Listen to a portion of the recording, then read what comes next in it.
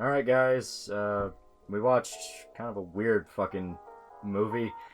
Weird, but really good. Yeah, really good, but it's definitely going to be one of those where we're not exactly hitting the iron here with trendy movies. Yeah, we're not really following what the cool kids are talking about these days. That's for the other reviewers. Yeah.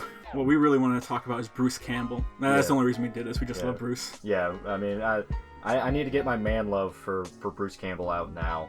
Because it's soon to be replaced by Keanu Reeves.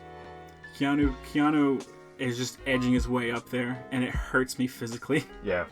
Anyway, so the movie we watched is My Name is Bruce, which is obviously a comedic, kind of fictionalized take on Bruce Campbell and his acting career. Now, this movie lives or dies by your love of Bruce Campbell.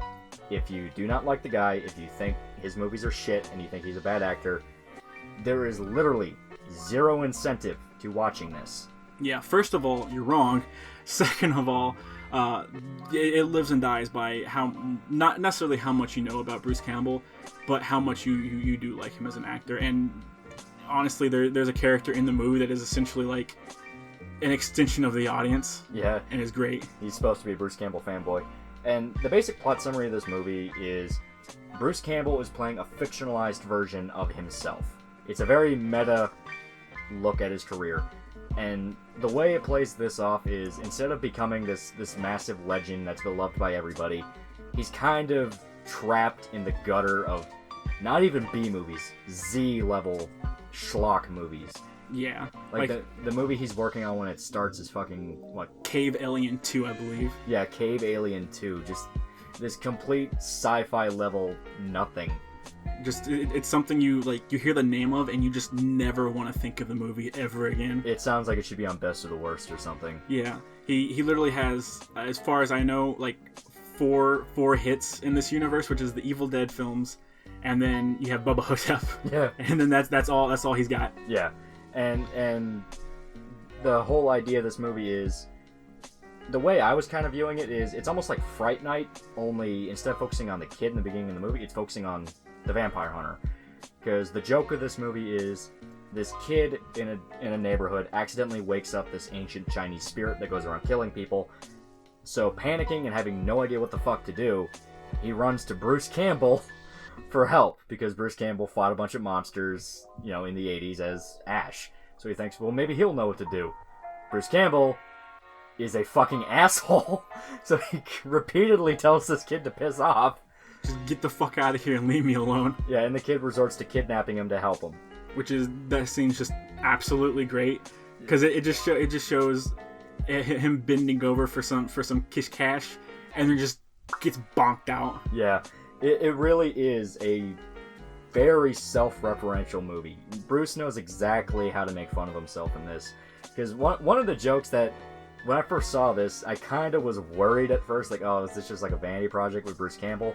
Because it literally opens with the main kid of the movie yelling at his friend for not liking Bruce Campbell, because he said his movies are shit. And he's like, no, word for word, the line was, Bruce Campbell is the greatest actor of our generation. And he's absolutely correct. He's absolutely correct, but when you first hear that line, you think to yourself, oh, this is going to be a I'm so badass, look at me type movie. Then it gets to Bruce Campbell, and it literally has him drinking piss. He just straight up drinks piss, and then thanks the dude whose piss he's drinking. Yeah, like, Bruce knows this is a stupid-ass movie. He directed it, so obviously he knows.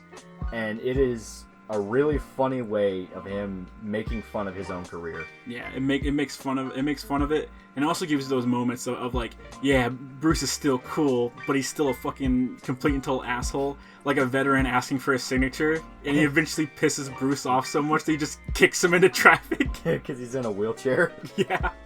Yeah, there's a lot of jokes like that. The best way I can really describe it is, if you love the way Bruce Campbell played Ash Williams in Ash vs. Evil Dead, that's exactly how he plays himself in this movie.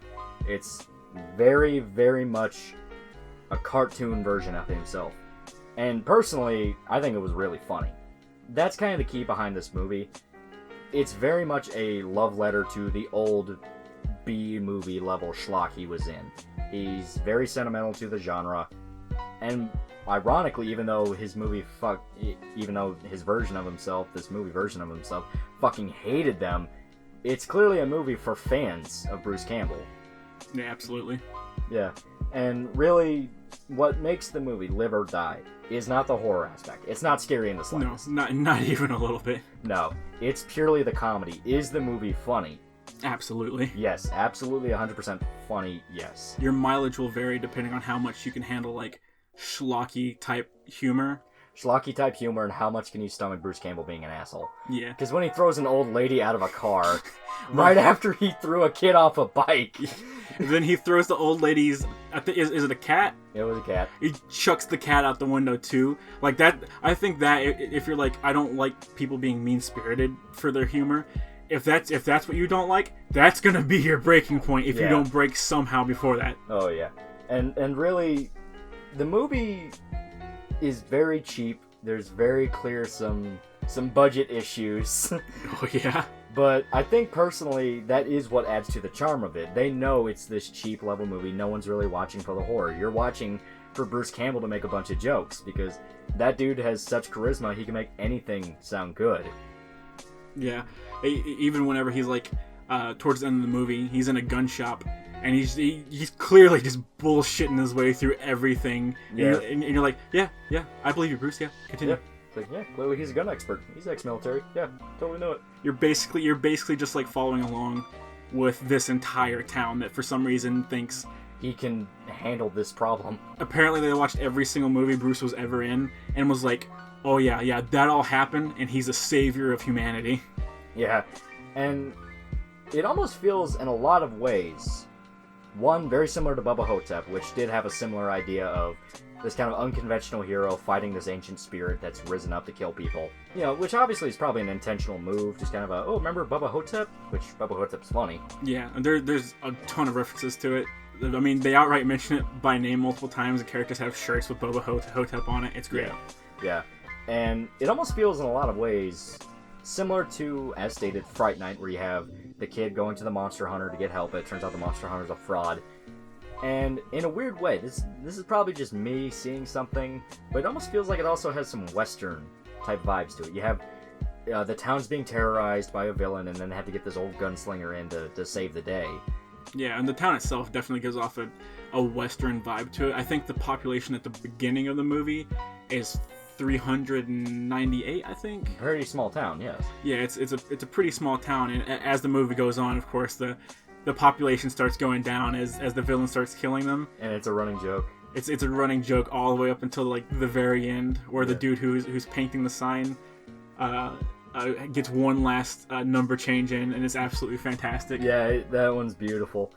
Yeah, and this is a movie where it is really hard to talk about kind of plot stuff and what you think of it without just describing jokes word for word. Yeah. But that's the problem. You want to win people over with this movie, be like, you gotta watch this, it's so funny. But you also want some things to be unexpected, because there are some hilarious moments that just had us laughing our asses off. Yeah. I believe this is both of our first time viewing it, right? I believe so, yes. I don't remember it if I ever saw it again. Yeah, I'd never seen this movie before. I'd only heard about it. But after watching it, I really got to wonder if, on a repeat watching of it, would all the jokes land the same now that you know what's going to happen to it. And that's really what makes describing it in detail kind of iffy. Minefield, yeah. But that's always a problem with any comedy movie, really. If you've seen this before, it's up to your sense of humor and your tolerance for whether or not this can survive multiple viewings. I don't know if I'd ever be able to watch this again, like, over and over and over again, but at the same time, no movie's ever really made to be like that. You're kind of supposed to watch it and feel like you want to watch it again before you decide. Because if you try to just jump in again immediately, you can kind of end up just making yourself hate the movie for no reason. Yeah, it's definitely... I don't get the feeling I normally have whenever I see Bruce Campbell in something where I'm like, I want to immediately watch this again. Not because it's bad or anything, obviously. I do really enjoy the movie, but it's not something on the level of like Evil Dead, any of the Evil Deads, where after I watched it, I was like, man, I really want to see that again. Yeah. I want to see if I missed anything. But for the jokes and everything, I felt like pretty much every single one of them landed. Maybe Oh, yeah. maybe there were one or two jokes that like maybe wouldn't fly in today's time. Yeah, there's definitely a few things where I'm like, man, Bruce sure is lucky he didn't jump on the woke bandwagon, because they would have crucified him for this fucking movie. Absolutely. And those moments are there's only like really there's one of them, and then another one is just kind of like minor racism, I'll say, or stereotypes. Yeah. I mean, they're literally fighting the Chinese god of war, Yeah. and that's gonna do about as much as you can imagine it's gonna be. Yeah, a really in-depth backstory for that too. Yeah, he had like a weirdly like in-depth backstory of also being the guardian of bean paste, right? The guardian of bean paste and like the protector of like dead spirits. Protector of dead spirits, the god of war, and the Chinese immigrants that helped build the town. Yeah. Whenever they were like entombed, there was a Chinese gentleman that prayed for their safety to this particular god, and I guess that set everything up. That if someone stole whatever medallion or whatever, Yeah, it was some big weird MacGuffin thing. yeah, if anyone messed with it, bad boy's gonna come and mess them up. Yeah, gonna get pissed off. Yeah, and that's exactly what happens. Yeah, and really, as stated, the actual story itself doesn't really matter. Yeah. It's there for you to laugh at goofy jokes and watch some pretty honestly violent beheadings, Yeah. which are pretty good. Yeah. Pretty much the violence is almost relegated to beheadings, and one singular throat slit by the main bad guy. Yeah. And the rest of the violence is perpetrated by Bruce himself. Yeah, he ends up committing a lot of unintentional levels of violence. Yeah, I think he orphans the kid at one point. Yeah. On a battlefield, he orphans a child. Yeah, and that was funny. So obviously, if you are a fan of very twisted humor, if you are a fan of Bruce Campbell, and you're a fan of a movie that's willing to comment on itself to a pretty insane degree, you'd probably like this quite a bit. Oh yeah, absolutely. Yeah. So we really liked it. Yeah, I'd recommend anyone to at least give it one watch. Definitely. It's probably really good for Halloween if you are into really schlocky, almost like 50s level monster movies. Yeah. Yeah, where it's very clearly a guy in a cheap rubber suits killing people and all that. This is probably right up your alley. You've probably already fucking seen it. Yeah, honestly, if you're a fan of schlocky stuff in general, you probably really like it. Yeah. And that's about all we have to say. It's really fucking great. Yeah, it's good. Try and give it a watch if you can. You get a hold of it. I think it's on Amazon. Yeah. It's on Amazon, but it's kind of locked behind some weird payment thing where it's linked to another channel that you have to subscribe to along with your Amazon account. Yeah, it's weird. Yeah, if you have Amazon Prime, I think you can just watch it on there. Yeah. Yeah. Yeah. So if you have that, you can get it there. If not, I mean, you have other means to get the movie. You know, you can buy it. Yeah, you can buy it. You can be a good, upstanding citizen and buy the movie. Yeah, and this is totally our secret code word for Bruce Campbell. Probably wouldn't like us, advocating pirating his movie, but if there's no other legal way to get it... Yeah, I'm sure you can find other ways to get it. I mean, honestly, I'd imagine you could probably go to like a local flea market and find this in a movie bin for like 50 cents because some old couple were like, this isn't funny at all. He's hurting old people. That's probably exactly why, yeah. So, just find a way to watch it, and watch it. It's really funny. It's really good. It's really funny. It's really good, especially if you're a fan of Bruce Campbell. Yeah, definitely. Alright, see you guys. See ya.